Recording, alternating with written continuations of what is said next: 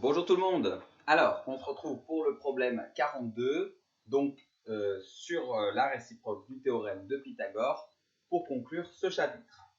Alors, petit problème, on va faire comme d'habitude, je vais vous lire le problème et l'idée c'est d'écrire au fur et à mesure sur un brouillon les mots qui sont importants pour avoir déjà une idée de qu'est-ce qu'on va vous demander et d'avoir un peu aussi une idée de comment faire pour trouver la réponse. Donc, Nathan prétend que son potager est de forme rectangulaire. Donc, Nathan, lui, il pense qu'il a un rectangle. Donc, un rectangle, c'est 4 angles droits. Très bien. Et les côtés opposés, parallèles et de même longueur. Émilie veut le vérifier. Ok. Elle mesure la longueur de deux côtés consécutifs. Alors là, j'espère que vous vous rappelez ce que ça veut dire consécutif.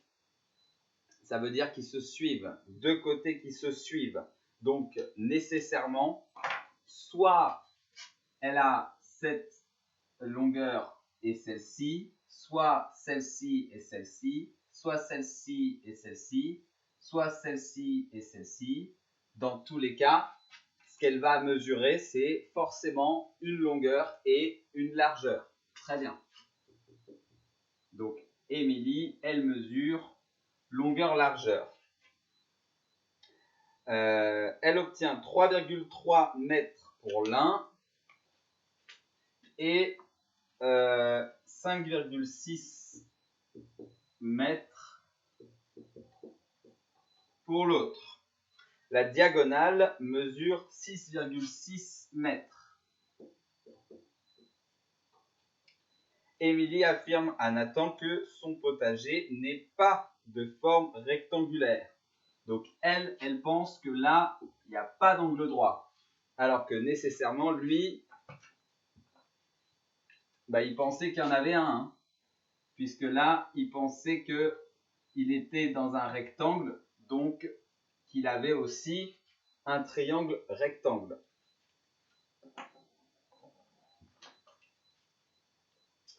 Donc, en supposant que les mesures d'Émilie sont exactes, expliquez son raisonnement. Donc, expliquer son raisonnement, qu'est-ce que ça peut vouloir dire?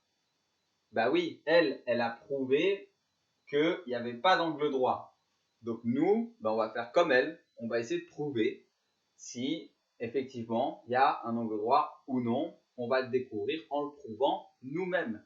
Vérifier, ça veut dire nous-mêmes faire notre propre raisonnement et ensuite comparer avec le sien. La seule possibilité que vous connaissez en quatrième, c'est pour prouver un angle droit, c'est d'utiliser la réciproque du théorème de Pythagore. Donc forcément, vous foncez, vous partez là-dedans.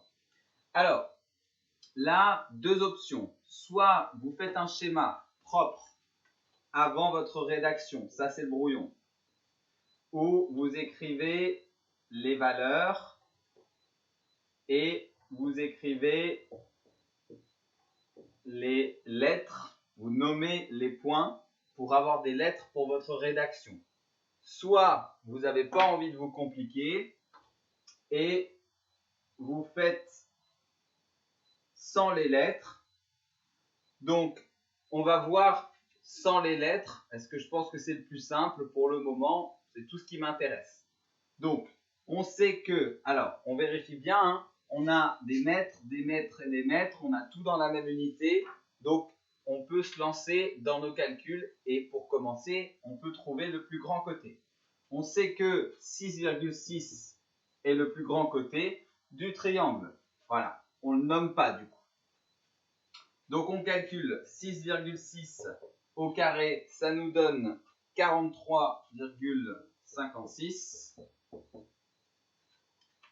On calcule 3,3 au carré plus 5,6 au carré égale 42,25.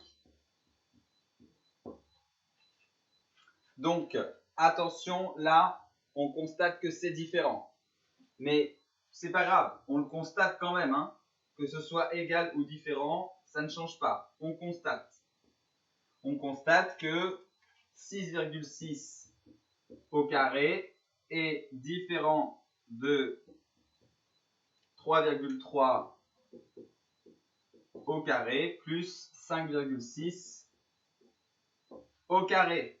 Donc, attention, c'est différent. Donc, c'est la règle des 3 pas. PAS. Ou des 3 P, comme vous préférez. Donc, c'est différent. C'est différent, ça veut dire qu'on n'utilise pas la réciproque du théorème de Pythagore et que le triangle, il n'est pas rectangle. Ok? Par contre, on peut quand même le dire, ça. Le triangle n'est pas rectangle.